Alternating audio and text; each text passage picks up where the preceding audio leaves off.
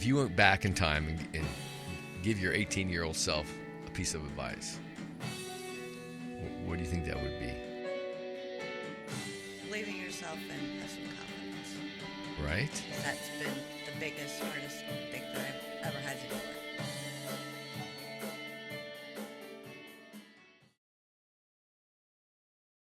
And we're live today with Lori. Don't tell me. Daugherty. Yes. Nailed it. I've been practicing on that, Lori. Have you? All right. So welcome to Imagine Fitting In. Thank you. A podcast all about promoting the power of mentors, people in your lives that have affected and steered your direction one way or the other. Sometimes we don't know how much we're being influenced. Right? Oh, yeah. And then sometimes we know when our parents tell us you're going to do that. Yeah. So mentors, healthy lives, and community. And Lori has been voted 2024 Dayton Daily News Best Artist. Yeah. So when I heard that, I'm like, as an artist myself, and I think I told you this, my essence, I'm an artist, but my passion has been fitness for over 30 years. Okay. And I have a couple brothers, okay? My grandfather was a craftsman. Okay. My older brother specializes as a craftsman in steel, metals. Oh, very cool. My younger brother specializes in wood. He's a master carpenter cabinet maker. Okay. And he does such stunning work that nobody can ever get work from him because he's so busy. Oh, wow. Right? That's awesome.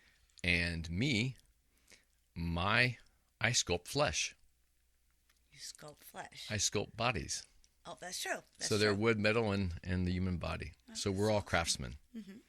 And that's why it's a pleasure having you as an artist. Thank you. To feature, because we know art is so powerful. It is. Between music, art, poetry, the spoken word, books that take us to other places in our minds, with our imaginations. Mm-hmm. I think that just the word imagine, right, is a root word of imagination. Yes. And I think that these days, we can talk about all the challenges of the technology and the phones and the social media, that kind of stuff. And this mental health stuff's coming up, and we know COVID had a lot to do with that. Yep. Whatever. But kids are not being able to use their imagination because they're being inundated on a constant level. Yes. And I explained, just to let you know more about me, because I left advertising because I found myself in Chicago. All the top clients I would end up working as a freelance artist, graphic designer artist. Mm-hmm. This is even before computers, right before they bounced out. Okay. Or they bounced in. The biggest clients were cigarettes, really crappy food, alcohol, pharmaceutical drugs, everything that I did not aspire to. Right. And I had a revelation. I decided at 14 years old, going to Stivers Patterson, to be in commercial art, to be an artist. So my parents, of course, you got to get a paycheck, go into commercial advertising. And I went there, and worked here. And then I went to Chicago for about 8 years. I was in the business, and I finally said, okay, I'm not happy. And I asked myself what I want to do when I get out of bed in the morning. Right. And I'm very passionate about helping people with fitness and health. And it empowered me with my confidence and strength and character. And it's brought me to here where I'm today. Okay. And as you can see around, all my art is inspired mainly probably by my father's inspiration. He was left-handed. My great uncle was left-handed, did tremendous oil paintings. But anyway, I digress. We're here about you today and to share your story. And normally I start and talk about, where were you born? Where you call home today? And, what was your childhood like, and, your parents, what did your parents do?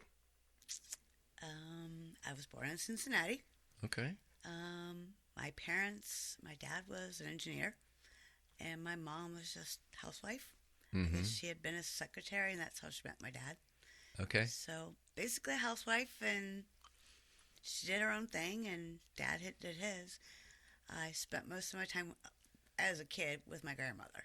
Okay. She lived 3 houses down, Nice. and she was an artist. Oh, nice. So now, was it your mom's mom or your dad's mom? My dad's mom. Okay. So I was at her house a lot. Now, when you said what kind of engineering was he? Was he a mechanical engineer, environmental engineer, or? He is a mechanical engineer. Okay. I only say that because I have to smile because I have a friend who is a interior designer, an architect in Chicago. Okay. And we used to hang out for fun and paint. Mm-hmm. And he would do all straight line, rigid stuff, and I did all free flowing stuff. Oh, yeah. And it just showed our different whatever. So obviously there's artistry in your family. Yeah, but my dad doesn't consider himself an artist, even though he could sit there and draw something great. But again, all lines and all, Yeah, yes. And then I'm totally different than him. Structure, yeah, free form. And so, well, your mom, a caretaker and mother, that's a big role. It's an important role, obviously, back in the day. Now, you were one of how many kids? 1. Oh, okay. Yeah. Okay. Only child. And so where do you call Dayton home today? Yes. Well, up in Clayton. Okay. So north of town, but I'm in downtown Dayton a lot. Okay. And so how long have you been here and living in Dayton? About 28 years. Okay. So you're a Daytonian. Yeah, You're I'm a here. Daytonian. Okay. Yeah. And I'm going to ask you, and this is like the question most women ask men, or, when they talk, they're like, okay, how'd you get here? Was it a man? It was a man. Yeah. Yeah, I got here because of a man. Okay, that's nice. So your were your parents? Where were your what's your nationality, your background, like both sides, your mom and dad? Do you know? My dad's side of the family is Hungarian. Mm-hmm. And my mom's side, I think, was English, but Okay. not a whole lot. My grandmother's mother was in Iraq when she was little, like 4 years old. So my grandmother didn't remember a lot. Oh, okay. And my grandfather passed away at a young age, so I didn't really know him that well. Okay. So that part of the family didn't really know their heritage as much as Right. mom's. Okay. Or my dad's. Okay, so I think we just need to delve into a little bit more about your grandmother? My grandmother, yeah. Yes, and so she definitely sounds like a big influence on you. She was a huge influence on me. How old were you when you realized how cool she was? Oh, it's all I remember. I don't remember like when, because it was just, I hung out with her all the time. Uh-huh. I loved being with her. She had a project every day when I'd show up, something to do. Okay. Whether it was painting, making wax candles, or, Okay. even gardening, because she was trying to teach me when we gardened how things grew and how things developed over time. Right. So you could see that happening in a painting when you were doing a painting. Right. Stages. Yeah, so she just had a different way of explaining things. Okay. She had a Brownie camera. And that was my first camera. Go ahead. I loved it. But she taught me composition in the Brownie camera. Right. And little did she know that I fell in love with camera because of that as well. And then upside down, right? Yeah. It was cool. Yeah, right? It was fun. It was like, this is so neat. Yeah, nice. Now, you mentioned the candles. See all these candles on the table? Mm-hmm. Those were, my dad bought a old ice cream maker machine cart, took the guts out, restaged it, filled it with water, put electric rods in it, put heating elements with big metal canisters, 5 metal canisters, put wax in there, heat it up in liquid, and what you see right there, we dipped candles. See, that's kind of what we did. Look at that one. I love it. Right? Oh, yeah. So this is from my dad was like, he just loved experimenting with new things, and his medium I finally come to discover after many years, because he saw my, it was like, oh, he's left-handed. I don't know if that encouraged him to like support, encourage me to draw. Good. But anyway, he must have saw something, because he at one time he said, you need to just you need to draw a cartoon. You can make a lot of money. You can be your own boss. But that being said, he was just very inquisitive. And ever since I've been young, my 2 words that stand out in my memory just now then and even now is what if? Right. What if, right? When you see something new like that camera, you're like, Oh, oh, yeah. what if you did that? What if you did that? Exactly. And that was my dad's kind of mindset of just exploring. And he was teaching us the power of positive thinking when we were like 9. Right. And he was a very self-read man. So now let's get into what was that medium that you said various projects that she would have just like for like during the day while she was caring for you and then like after school? Usually, like summers, I was there every day, and after school, I might go in and just paint with her for a while, just until dinner, and then run back home. Okay, so was painting most of it, like primary? No, she did all kinds of stuff. Like it might be a craft today, tomorrow we're painting. Okay. We might start a painting today, and in 3 days we go back to the painting. And it did it what do you remember as her intention? Was it just like completely, was she totally focused in on her doing her stuff and she goes, come on and join me? Or was she like seeing that you were artistic, you think? Or what do you think? I'm just curious. I think it was both because she loved to paint and do crafts and everything else. But she saw that I loved it, and it was just something we could do together. Oh, exactly. So there was a bond there. And did she hang her own work in her home? Yes. Nice. The hard part was she did a lot of big stuff. And so when she passed away and they got rid of everything, it's like I couldn't take the big painting that I loved. Oh. It was way too big for her. That must have been a little bit heartbreaking. Well, it was. But, I mean, okay. I wouldn't have had anywhere to store it, so. And so when you said painting, was it acrylic, watercolor, oils? Everything. Everything. She had boxes and boxes of stuff. Okay.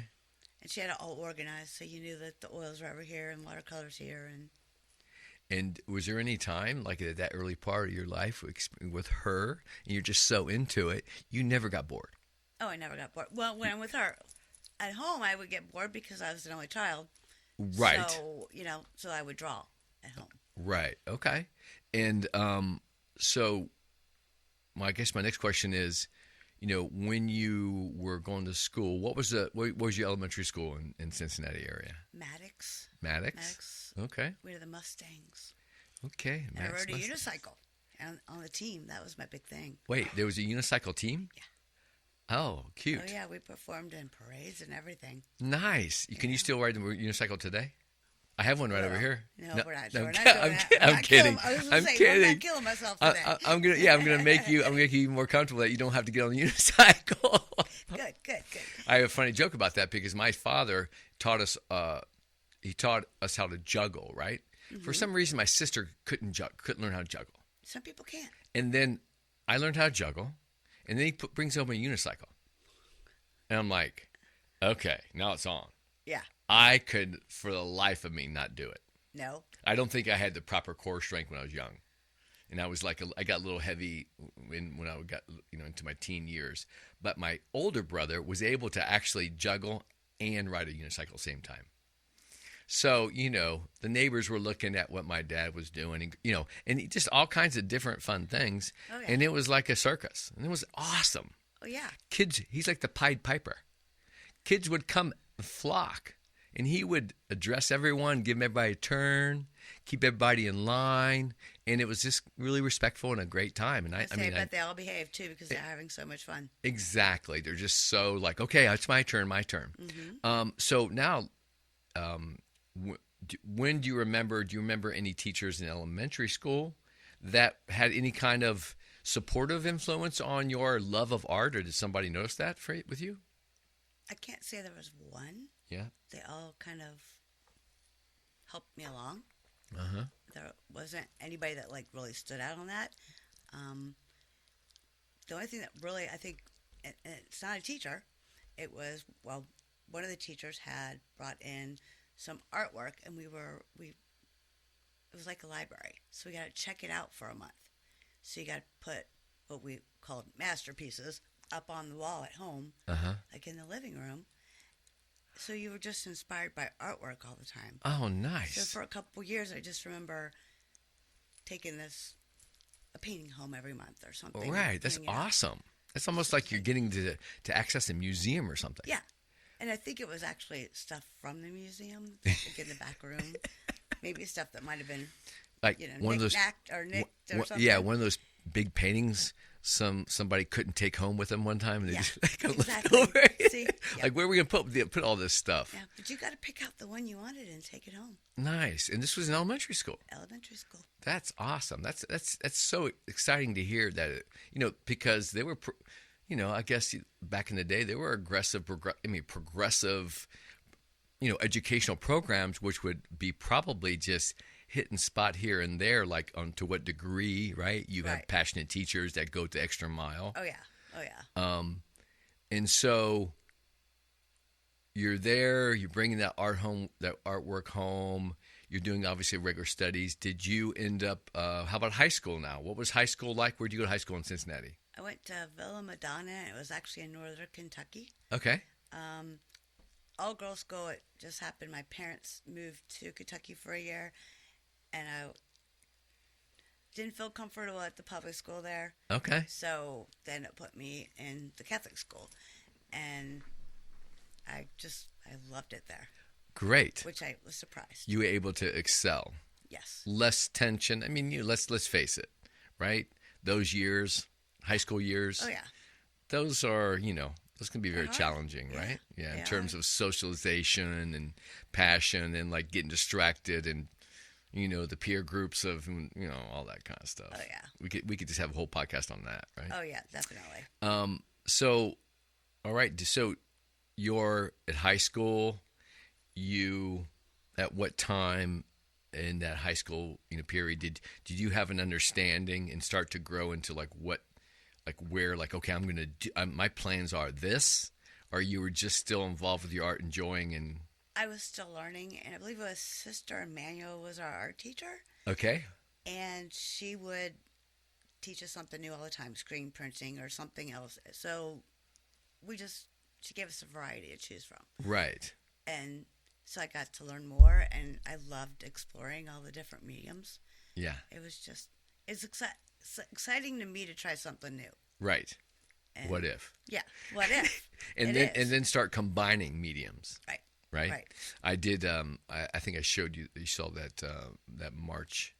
Yes. The March poster, Mm-hmm. and that was actually one of my first mixed medium with it? photography and some acrylic. Yeah. And I just thought it was so appropriate to be able to capture some live action in the photographs, and along with my creative whatever. Oh, and definitely. it's I think I mentioned this to you. It's archived in the Center for the Study of Political Graphics in Los Angeles. Yes. And so I went to an art show in L.A. And I don't know which gallery I was in at the time, but there was all kinds of political posters. Was yours on there? Up there too? No. But what I'm saying, it inspired me because Yes. of everything that was going on. This was like 2016. Right. During the election, all that build up, right? And I was inspired by these political, some of them were simple, but bold statements or whatever. Oh yeah. So I was like, I'm gonna do a political piece on the current times and culture, and I'd never been inspired to do that before. So I created that piece, and then I went on to create a few other pieces. So now I go off script every now and then. Have you not learned about me yet? Yeah. Okay, so you graduate. Yep. And then were you like, okay, head to college or an art school, or what was that next path? I went off to UC for design. I was in fashion design. Nice. In that for a couple years, and decided it wasn't for me. So Again, it was one of those things where you're exploring. You need to make money. Yes. And fine arts wasn't a thing to go into. Yeah, so we had the commonality. Okay, how can I be creative and make some money? Apparel, textiles. Yes, and I loved fashion, and I loved the textiles and everything. There was a lot to it that I didn't like, and okay, yeah, you don't know till you try, right? Right. So that's one of my words up on there. Oh yeah. Try. Okay, so after not realizing that the designs, do you have other options to shift gears in the design with the fashion in that Not school? really, because it was a 5-year program, and I'm already a couple years in, so Okay. it's kind of hard. So I went into communications, and again, I was an only child, and I was very overprotected. So when I was Okay. 21 and still getting grounded, I just finally said, And you were "Okay." you still getting grounded? Yeah, Dad won't like that one, but I was still getting grounded, so I finally just Because said, you okay. were staying out late or not doing your homework? My grades went down 2.02% or whatever. I don't know. Well, probably it got to do with like not really enjoying it, not really being inspired to.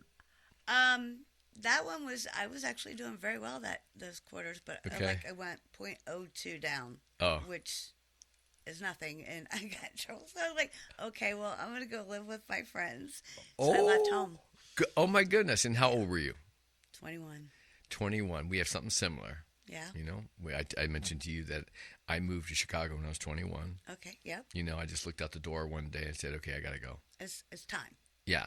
Yeah. And you know, nobody told me my brain's not developed until 25. I'm in a big metropolitan city. Thank God my late sister and her husband were kind of supportive because I actually helped them move to Chicago back in the day, Okay. like in '83, and I came like a year later.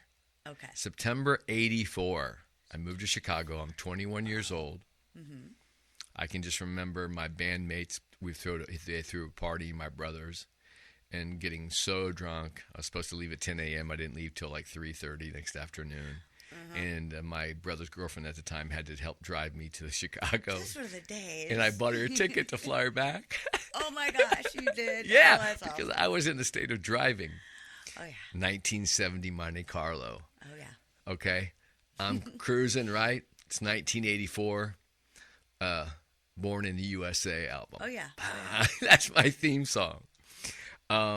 So anyway, so now, okay, so you went to live with some friends Yep. nearby your home, or like, Up on campus. Okay. Or by campus, I should say. and so they were okay with it. No, but Okay. they dealt with it. Okay. I mean, they had to. And so did you continue going to school, or did you get like a part-time job, or what was I that? got a full-time job, and I tried going to school part-time, but it really was hard. So, Okay. Because I was trying to make cash. I'd never been on my own before. Sure.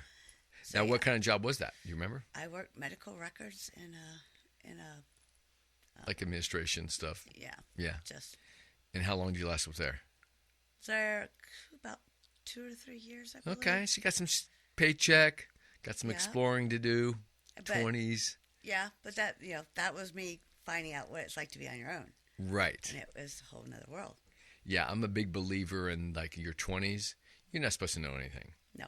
Right? You don't. You're just supposed to go out and try everything. Oh yeah. As much, right? And I believe by the time you're 30, if you know what you don't want, you're doing pretty good. Yeah, exactly. Oh yeah, definitely. Now, would you consider that job, when you got that job, was just like whatever, but were you super excited about that job, inspired with that first paycheck, that first job working? I actually, when I went for the interview, I fainted. So I still don't know how I Because you were nervous? Because I was nervous, And then when you woke up, they said you have the job. pretty much. I think she felt sorry for me. Oh, Yeah. how cute. Uh-huh. Okay, and I'm sure your roommates, were your roommates also artists, or they were just various characters? Various characters. All my good friends from college. So Nice. just hung out with them all the time. Okay. There was 9 of us in like a 3-bedroom house. 9? Yeah. Maybe like 11 at one point, but we're not saying that. Yeah, can you say privacy? Yeah, there was 9. Okay, so all right, so when did you, I'm just going to ask it blanket, right? When I'm saying why did you become an artist, that's kind of a silly question for me to ask. You were born, I believe, an artist. I think that's pretty much that's right. It's pretty like it's at that natural, something has been, and it's wonderful that nurtured by your grandmother. Somebody so near and dear that just is throwing it at you, and your yeah. just little mind is Encouraging the whole time. right. Yeah. And And she would put me in classes and stuff all the time. oh, really? Yeah. So like I had my first what do they call it? Class when they're all naked. What is it? Still Oh yeah, still that's life drawing or whatever you call it. Yes, Yeah, my yeah. first one when I was 16. My cousin and I signed up for that. And Right. That was quite an eye opener. Right? Because I've never seen the human body, especially a guy. Yeah, I went to Sinclair Yep. in 1980.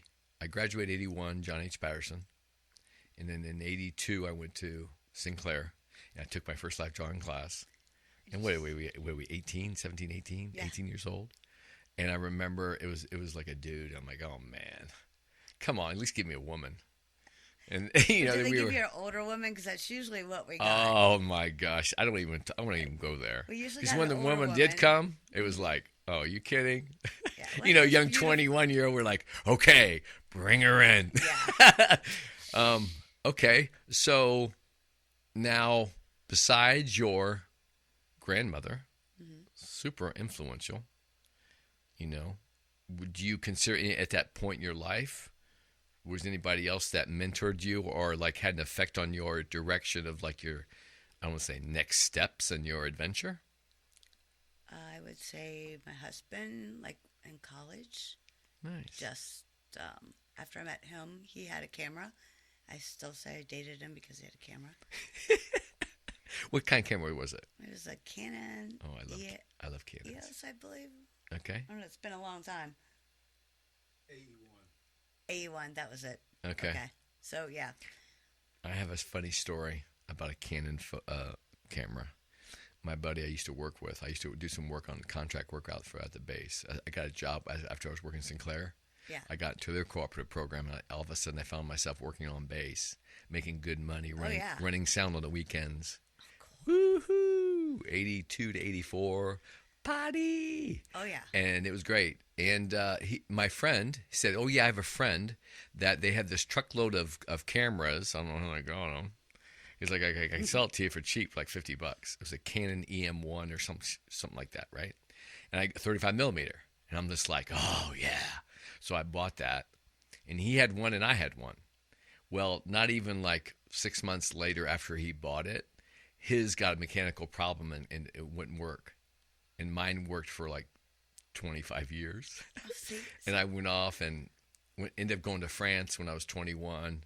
Oh, wow. The Frank was so weak, I bought like a huge telephoto lens for like nothing. It was crazy.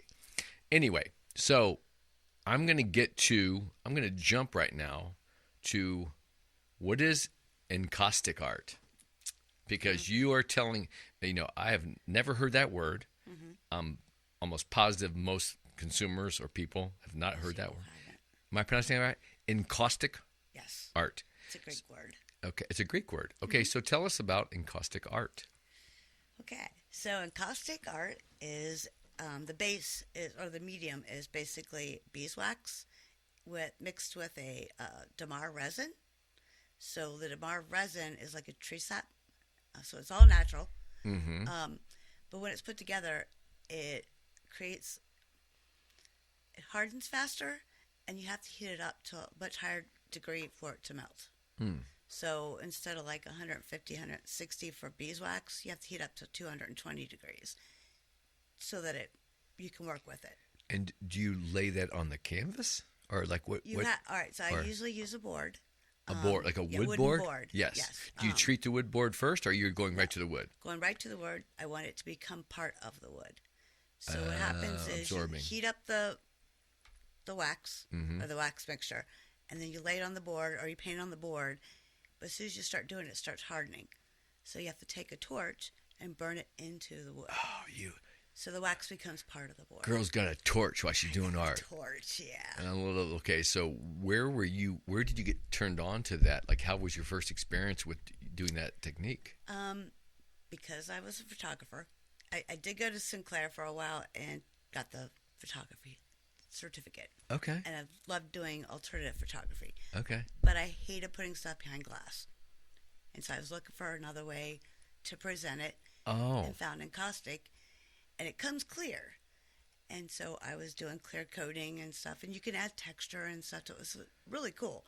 So let me ask you. You're laying the base with the resin and the wax. Mm-hmm. And you're putting it in there. And then how are you making designs from that point, or color, or how? What? So you can add pigment, dry pigment. Okay. You can also do oil-based pigments added into the base color. but I usually use a dry pigment. Okay. And then when you have to do, like, say I do a white background, Mm-hmm. it takes 8 to 12 layers depending on what I'm working on to get that white background built up. Mm-hmm. So it's a very long process just to get the white down. Yes. And then I can use either colored wax that I can either mix myself or buy color waxings. They're just very expensive, so I'd rather make them. Or I can use other inks. I use alcohol ink a lot, shellacs a lot, where you can color them with pigments. And that's where I start bringing in color. And so that process, is that like a primary medium process for more abstract stuff, as opposed to, like, trying to draw a house or create a house, or That's the thing about Encaustic. You could go so many different routes. So, like, I do abstract, but you can do beautiful paintings with, like, oils, pastels, and stuff into it. They look like classical pieces of art. huh? So, I mean, it can range all over. You can put pictures in it. You can do a collage. You can do whatever you want with it. Uh-huh. It's just so versatile. But my thing is more of an abstract look. Okay. And of course, we'll provide all your information in the show notes. And so that work doing that, and then when you discovered that kind of medium and that treatment, that process, did it inspire you to say, okay, this is it. I'm going to pursue a career as an artist. Why did you decide to pursue a career as an artist? Pretty much because of that. So I wanted to be an artist. I was trying to do the alternative photography and use that as art, which is always hard to convince people that photography is art. Yes. But in my opinion, it is. But at that point, when I found the Encaustic, I was working with Mike Elsa, and he was actually a mentor to me. Who? No, I'm sorry. Who? Mike Elsa. Mike Elsa? Yep. Is he from Dayton? Yes, he is. And he's still with us around here? Oh, yeah. Okay. Well, shout out to Mike Elsa. Yeah, he's actually the one who started up the Tuesday morning coffees that we go to. Oh, okay. Well, big thank you, Mike. I've been going down there as well. Yes. Inspiring me. Oh, yeah. I was telling, I remember I shared with you that day that you met me down there. We just had, great running into you. I know. Because John obviously invited me to come down. Great guy. And I brought some of my paintings. Yeah. And I have never displayed any of my artwork. I'm 61 years old. I was really in surprised. Dayton ever, because most of this work you see down here, and I have other pieces. Almost all this artwork you're looking at right down here, prominently done between 2016 and 2019. Really? Yeah. So are you doing it anymore? I had a real strong delay. I went to work in advertising. I didn't paint again till just about a year before September 11th. Okay. Which is tomorrow. Yeah. 2001, right? Mm-hmm. I literally started painting in that Huli warrior up there next to the drum. Yep. The Huli warrior up there. That's what you're painting? Yeah. Oh. A Papua New Guinea warrior.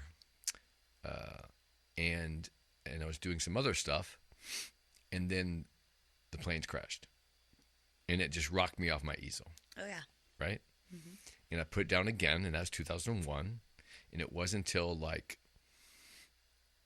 was it 2000? And that from 98 to 2001 or something, I was inspired because one of my first clients in fitness was very artistic. It took me to a gallery open, and he had a Spanish artist in Chicago, and I got all inspired. I'm like, okay, I gotta do something, right? So I did it. Got thrown off again in 2001.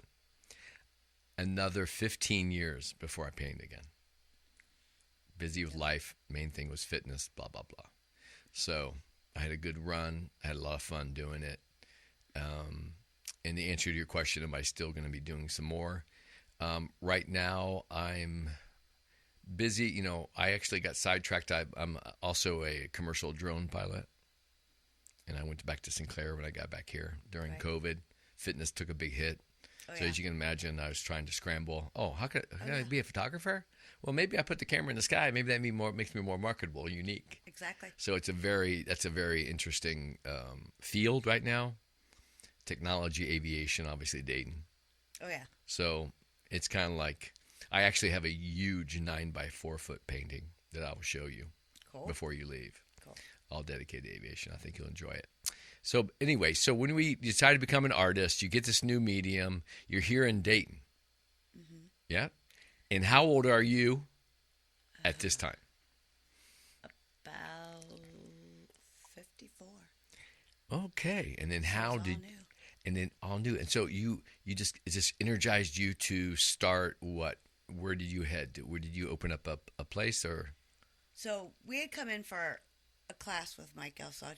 I always loved his work. And we came for a class and fell in love with the place, but fell in love with him and his artwork. Where was the place? Front Street.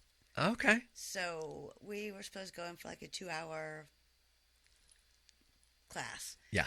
And it ended up being like 8 hours, and we were drinking bourbon. And just having a great time. Yes, exactly. And nice. We just, and he said, want to help me? Want to learn? Right. So I started working with him, and then he encouraged me to put my photography in what was called the Darty at the time. It was one of the studios there. Start displaying? Just to start getting into it, yeah. Yeah, yeah. And so I worked with him about a year, and he kept talking me into a studio, opened a studio, and started just working. Nice. Yeah. Super. So he was the reason I'm at Front Street. Okay, and so how many years have you been? You have your own space at Front Street, I imagine. Yes. And how long have you been at Front Street? Been there in my own space for 5 years. Okay. So, well, congratulations. Thank you. When I came back to Dayton, as you can imagine, when I left in 1984, I came back periodically to visit my folks. Oh yeah. And then when I finally moved back, I'm exploring like, oh, this is Front Street. This is cool. Finally, right? It's just like, when I went to Chicago, it was still like a mixed bag of, even that city was kind of intense at areas, right? Oh, yeah. And then what really it convinced me that it was okay to move to Chicago, I took a trip to New York City at the time. And I was in Times Square in 1984, and you'd be right in the middle of Times Square, and you'd look just right there, like right in the heart of it. You look down to that street, and you go, I'm not going down there. This was before Giuliani came in and cleaned it up. Yeah. It was scary. Oh, yeah.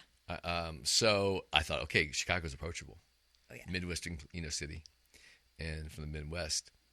So how important is it for an artist to be of an art community? Like, how important is it for the artist to, I guess, get down to that Front Street? Sounds like the hub, isn't it? It is a hub. There's plenty of hubs in town, though. Really? Yeah. Okay. That's my hub, but there's plenty of hubs. Nice. Plenty of ways. The idea is just get your foot in the door. Right. Get to know everybody. Yeah. Connect with everybody. Nice. Once you start connecting, you find out we're all the same. I just started. Insecure. I just started 2 weeks ago. See? Yeah. We're all insecure to show our work, even when we've been doing it 5 years. Right. But it's great to get to know one another. You learn from each other. Yes. There's a lot of learning from one another, which is huge. Absolutely. But it's very important to become part of a community. Right. The art community. So I imagine let's promote Front Street a little bit. So do they? I'm assuming that they have some regular annual events, some seasonal events. What is the event that is a must for anybody in Dayton to have? Like maybe the top two times, right? Like I know because I know events go on and it's exciting. There's so many of them. Well. So seasonal or well. We have First Fridays every month. First Fridays every month. Yeah, so they're from like 5 to 9. And that is every artist has their doors open. Yes, ready. And that is to me the big event because that's when everybody's there. And do you provide cocktails to loosen up the customers? Sometimes. Sometimes. We usually have prosecco or something. Okay, you're talking my girl's favorite drink. Okay. So we'll obviously have an opportunity to have her meet you and we also have third Sundays. And that's more like going to the Sunday market, so there's not as many people there. What time? It's not the party. What's the time of day it runs from? 11 to 4. 11 to 4. So it's just very casual, not as crowded, so you can actually talk and get to know the artist more. Yes. And see the work better, I guess. I think I was down there. We were just down there recently. The first time I kind of went down there, and it was on a Sunday. So very quiet. And, and ended up we got there too late. That was my fault. But I'm fascinated about that. That I did a couple pop-up, couple group shows in LA, which is fun. Oh yeah. It's just so much. I mean, as an artist, it's so much. And this is what I am looking forward to doing. Good. Is to doing a show. I don't have a lot of.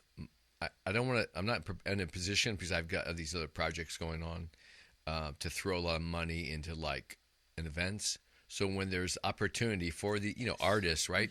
Like, okay, you can come, nominal fee, and it come group power in numbers, right? Oh yeah, but and it's to be also able a to great set way up. to connect. Exactly. And when you start connecting with the other artists down the line, like someone will say, "Hey, I'm looking for this kind of artist," and they'll say, "Oh, I know who to call." And that's how a lot of this works. I'm going to show you this over here. This is a very small business card. Is that yours? Yeah, so I love that. So that is what I call canine character. And I literally I did that. So you know how you can take a photograph of your dogs? Mm-hmm. Do you know how you can take a photograph of your dogs and now computer treatment and make it look like it's a painting? Yeah. Right? And then you have people that do paintings of dogs, right, and try to nail it perfect, right? And I thought, nah, none of that. I don't want to even like touch those traditional. Right. So I want to create some characters of your dogs. Love that. So there's a storyline. I interview the client, find out what they love. One of those clients had 2 dogs. They lived in Colorado. The one gal was a Olympic rugby player. Oh, wow. And her other gal, they were both into snowboarding and exercise and hanging out with their dogs. Oh, yeah. And so I make a little scene. And so that was like, that's what I did. I started with that. Okay. Very cartoonish, right? And I thought it'd be unique, original, fun for dog. People love pets and dogs. Oh, yeah. Anyway, so then I went off and I'm a very graphic artist in terms of, right, loose color and stuff. My favorite artist is Picasso. Oh, yeah. For sure. It's awesome. But getting back to our artistry here, okay, so what direction do you see the art industry going? And I mean, in terms, I don't know if that's a loaded question or an unfair question. And like, you were kind of answering like, how do you position yourself to be a part of it, right? Right. Community, power in numbers, network through your various artists to various clientele for needs that come up. What's your take, and what has been kind of your avenue that you have been exploring or found success in, otherwise marketing and getting clients or selling, that I'm assuming that's your goal, just to sell your work, right? Most are. Yeah. Not everybody, but most. Sure. So if you want to keep making art, you got to make money so you can get new paint, whatever. So what have you found that's been successful or a good, distribution vehicle to get that word out and sell? I would say Facebook and Instagram. Okay. Not a big fan of using Instagram myself. Yes. And I get a lot of spam because of Instagram. Right. So, like, you could hit a whole lot of people with Instagram, and that's how you're really supposed to do it with art. Right. Just hit up with Instagram. But I tend to get the crazies through Instagram. Facebook, though, people see my art out there. Right. And they'll contact me, and they actually buy it. Nice. So, Okay. If you went back in time and give your 18-year-old self a piece of advice, what do you think that would be? Believe in yourself and have some confidence. Right. Because that's been the biggest, hardest think that I've ever had to deal with. I am with you. Yeah. The only reason that I got into exercise fitness is that I started working out before I left here. I went to Sinclair. I took a weightlifting class, and I saw some guy that was like looking almost Arnold-esque, and I'm like, that's what I want. Okay, and I didn't have the confidence. You're not Arnold-esque. What's You're that? not Arnold-esque. Exactly. No. But I didn't have that confidence. And strength training is one of the biggest things that just, oh yeah, right, just pumps you up, empowers you, and like, if you can do that, right, you can do anything. And so I really went down that hard, so hard that I was working as an artist, graphic designer in Chicago, and it got to a point when computers were starting to come in, and these I was working at the big agencies, BBDO, J. Walter Thompson. I was taking these seminars at J. Walter Thompson, and trying to like get noticed as an art director and all that kind of thing. And then I just saw people my own age, looked about 15 years older or something. They were just haggard and burnt out. And I remember walking one day on the street of Chicago, and a guy that I took a seminar with, or he actually worked for at an agency, because I was like a hired gun when the late 80s, the recession of the late 80s, if you remember. Oh yeah. All the people were laying people off, and there was a lot of hired guns. So I did a lot of freelance work. So I worked for a gal that'd shoot me all over. Okay. And one day I'm walking down the street, and I see this major art director that I'd worked at this agency one day sitting on the curb eating lunch. And I'm like, hey, dude, I recognize you. He's like, oh yeah, I got laid off. And the creatives were a dime a dozen like that. And I'm like, man, I don't know. I saw a glimpse of like the reality of that.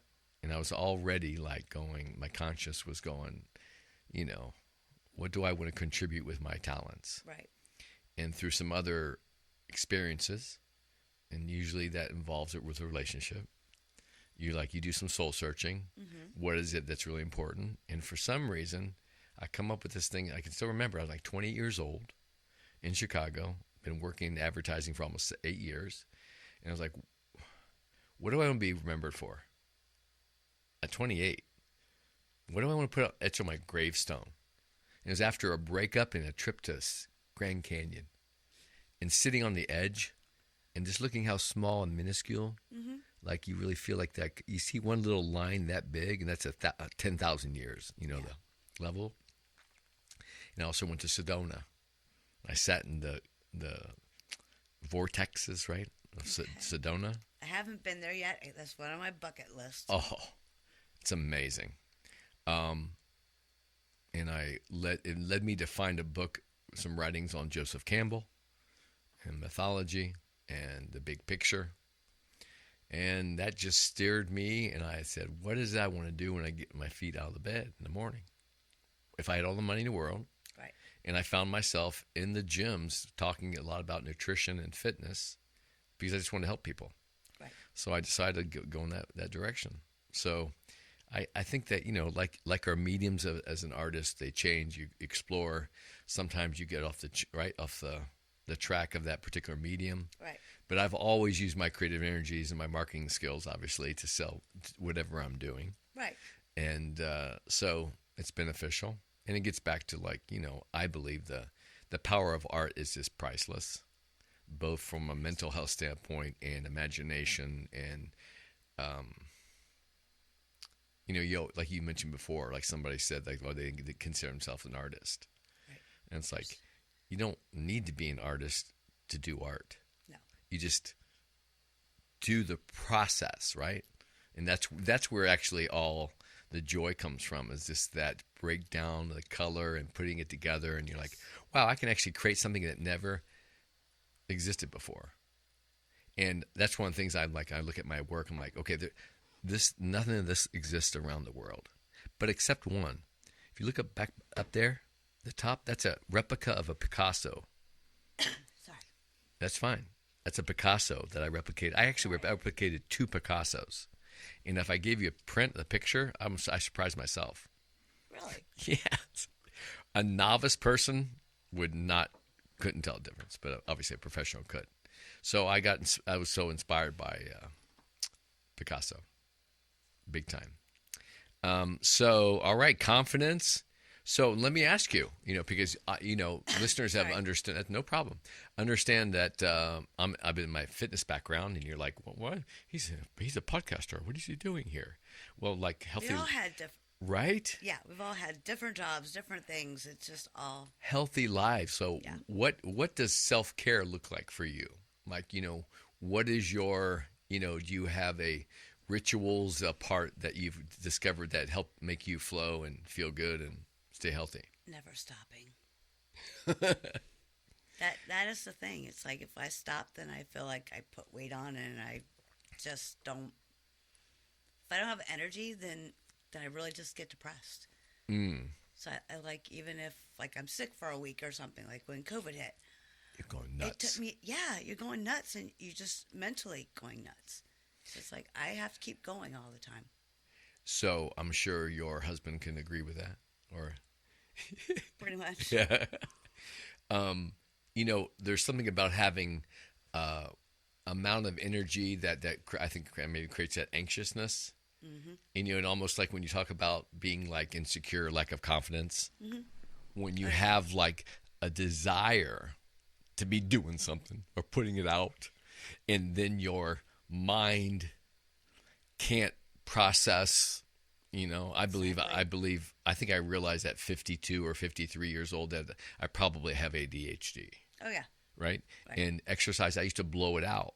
Like my ex-wife, she's like, okay, go to the gym because I can't stand you. I mean, I have to go work out. I got to get Right. my yayas out. I was a rower, so I get it. Oh, You okay. it was great. You just released everything when you rode. Knocked it out. Did Yeah. you do that in college or I did high that school? for a while in college. Well, I was actually the coxswain in college for UC, and then about 15 years ago, Yep. 10, 15 years, yeah, we were rowing competitively. Nice. Loved it, but then I found art, and so I kind of had to choose. So Chose art. do you wake up in the morning and have any specific ritual in terms of meal and mindset you put on yourself? He laughs at me because I get up in the morning and I have a cup of coffee, and when it's warm, I go outside, and he'll come out, and I'll be doing this, and like kind of coming up with an idea what to paint. Oh, just using your hands through Just space? yeah, like just imagining what I want Okay. to do. Now, do you integrate nature with that too? A lot of it. Right? So my work usually Sunlight. mostly color, texture, just like I'll see a flash of a bunch of birds fly by, and I'll notice all the color and the feathers, and it just I pick up on that, Yeah. and then that's what I try to represent. Uh-huh. And sometimes it's from 20 years ago. I just remember a brief second of a flow, and that's what I'll paint that day. But Now, when I did my shows, when I present my work, somebody could literally walk in and go, this is more than one artist. different styles. Yeah, and you know how when you see, like when I go to the museum and see Picasso's Blue Period, Yes. or his different little avenues of like, okay, I'm doing paintings that all are to like this kind of style or this kind of representation or something. Mm-hmm. Have you found that will you get inspired and all of a sudden will that run into 3, 4, 5 paintings and then all of a sudden you get Yes. inspired again, then that's when it stops? Or how do you determine how long do you call that a series? Series. A series. Yes. What's your take on that? So let's see. So I went through a series where I was getting a little political. Just Me for too. about a year and a half. Yeah, me too. And I had fun with it, and then COVID hit, and I got into a COVID type mode. Uh-huh. And then I was like, oh, it's really When you say depressing. COVID mode, like meaning like The sadness, uplift, the okay? the scary part of COVID, the part that made me nervous. Were you making scary paintings, or were you making uplifting paintings or something? The some counter. were in my mind, they were scary. Okay. Because That's you were feeling. yes. Yes. And then I was like, I can't handle this anymore. And then I started doing the colorful stuff that I do now. Okay. But it was one of those things where it's like, that's what I originally had in mind to do anyways. Yes. So it took me a while to find it. Okay. That damn COVID. But actually, it helped me out in a lot of ways. It's interesting It really because did. if you think about it, that polarity of feeling and emotion, Oh, yeah. and right, and suspending your flow, like here, you got to stay home. What? Uh-huh. I mean, if we really think it back, that was crazy, wild, and all just literally stupid. It was scary. But for me at the time, I was frightened to death that I was going to kill my mother. Oh, yeah. Right? Same with our And dads. that message, right? Mm-hmm. So once that got out, that propaganda, unfortunately, I mean, it's like the whole thing, armchair quarterback, right? Yeah, if you only knew, right? Well, you don't know. And it's interesting because I think, like, especially after COVID, I think the mental health issue was just, it was rearing its head plenty before COVID. Yeah, people just didn't. We got the tipping point, right? It's like accelerated. Okay, this is what's it. Right. When I come home, June 1st, 2019, I'm not even here 2 months, Oregon District shooting happens. Right. I'm like, welcome home, Greg. Mm-hmm. What? You weren't here for the tornado then. No, I just missed that. I was going to say, yeah. Yes. A couple days. Oh, my goodness. So it was the tornado, then the shooting. Right. Yeah. So, we know the effects that on COVID, I believe that enhances the importance. Some people probably like went even more within, right, inside. Others realize I got to get the hell out. I got to do more getting out. And what better way is art, food, culture, excuse to get together and walk amongst people and stuff. Oh, yeah. We used to have trunk shows during COVID. Okay. So, because you really could only be outside, you couldn't go like Right. into Front Street. Yeah. So we would have trunk shows where people would show up with their car. Oh, the lift car. trunk. And just nice. Yeah. But a lot Outdoors. of good things came out of COVID in some ways. Right. know, In terms, yeah, right. Some, yeah. Yeah, I mean, Like I learned how to burn outside in my backyard. because hey, I can. I was always like, I've been playing around with it for a year, the Encaustic, but Got it. But I was still nervous with it. So during COVID, I burned everything I could in my backyard. Yeah. Took online classes to learn more about how to work the material. Yeah. And a lot of good things came out of it. Did you take those classes? Some classes at Sinclair, that technique? No, or no.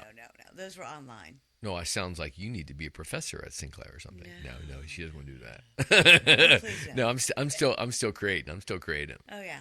Okay, so do you, when you're like achieve your work-life balance, so besides like that self-care and your work, obviously, do you have any other recreational hobbies you and your husband do, or hang out and anything nature-oriented, or?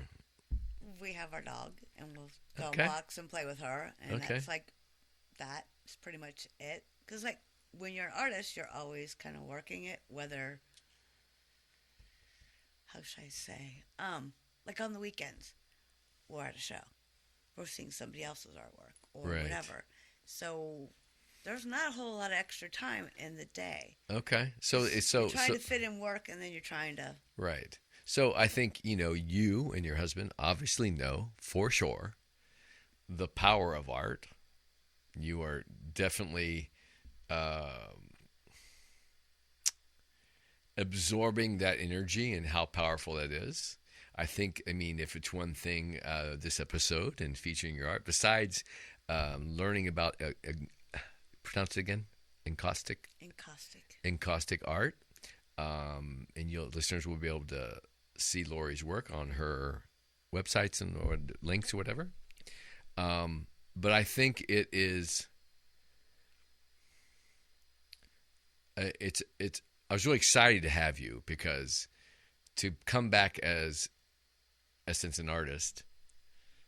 I haven't necessarily painted, but my artistry right now has been crafting these podcasts. Right, and that's artistry. Right, That's interviewing art. people, and I realized I've done a lot of writing, all the kinds of mediums. I play drums, I sing. Actually, somebody invited me to be a drummer in a band, and had a delay because of the news lately.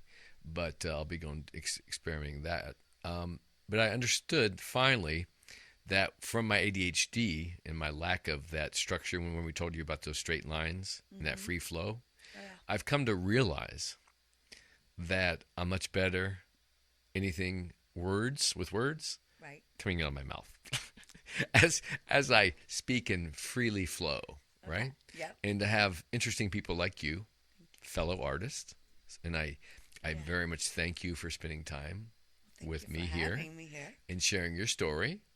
So I'm going to finish up, but what do you think that some lessons you've learned about mentorship, and have you began or experienced or currently mentoring any young artists to share your knowledge and pass it forward?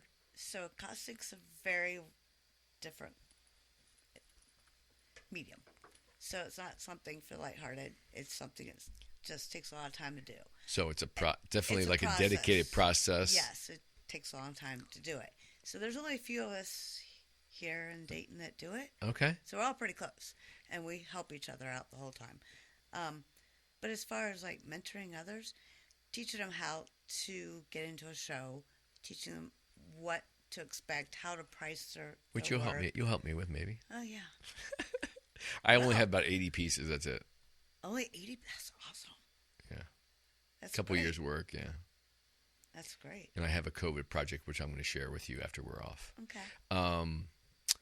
But that's great. So my question is, do we know, and are you familiar, like around the country and around the world, is this what you do? Is this a well-known technique, or is it fairly new? Like, It's where's been it around originated? for 2,000 years. Okay. It started with the Greeks, and they had used the wax for their ships, and then they started painting on the ships, and it was to waterproof the ships. Oh, right.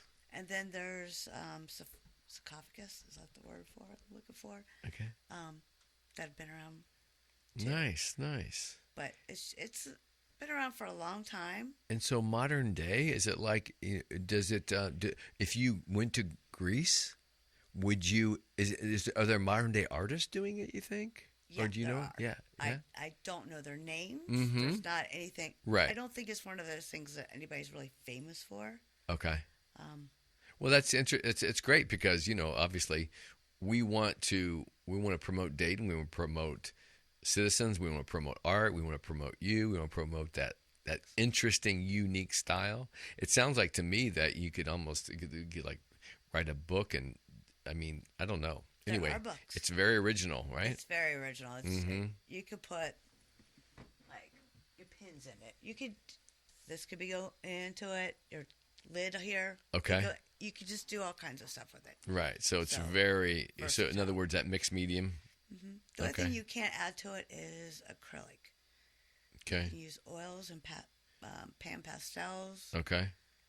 And so again, this is all like laid on wood, like a wood. Mm-hmm. A wood panel because it's porous and the wax soaks into it. What type of wood and how thick does it have to be to hold its integrity? It's a birch wood, and I usually just get a gallery, but you can use just a piece of birch wood, like a half an inch even. Yeah.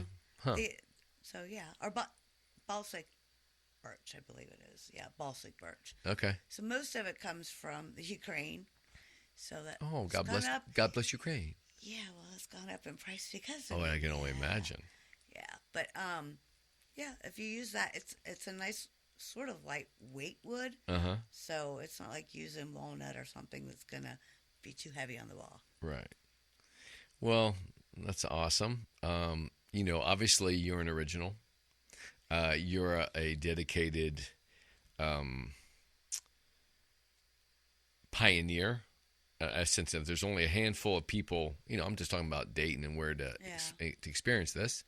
So, of course, we want to invite everybody that listen, make sure they get to Front Street on First Fridays. First Fridays, third Sundays. And third Sundays. Mm-hmm. And then do they periodically, do artists have their own, like, promote things that, like, are special just for their studio, or is it always a communal? It's usually the communal things. Every once in a while, somebody will have a show there. Okay. It's different. Not often, Yeah. but there's a couple of them that do. And can people, I'd imagine there's a website. Yes, Front Okay. Street Yeah. Art, I believe it is. Okay. FrontStreet.art. And during the week and stuff and just other times, can you just kind of go down there? People go down there and wander through and see what artists are there or whatever? Yeah, people do that. Yeah. But a lot of times there's just a few of us there because Sure. everybody has different schedules. Yes, got it. So some days you'll come and there'll be 10 of us there. Yeah. Another time you'll see 3 of us there. Okay. But there's over 200 artists in the whole place. Nice. So between all the galleries and Yeah, I think it's important, those details of like, okay, what, you're talking about those first Fridays and third Sundays. Right. And then obviously, yeah. So, well, people check out Front Street. Again, Lori, it's been a pleasure. wonderful. Thank you. I thank you so much. And I told you it wasn't going to be too bad, right? It's just we rolled right through. I know. Hopefully I have a comforting voice. You do. So again, it's a pleasure. Thank you so much. Thank you. Okay, kids. Till next time. Take care.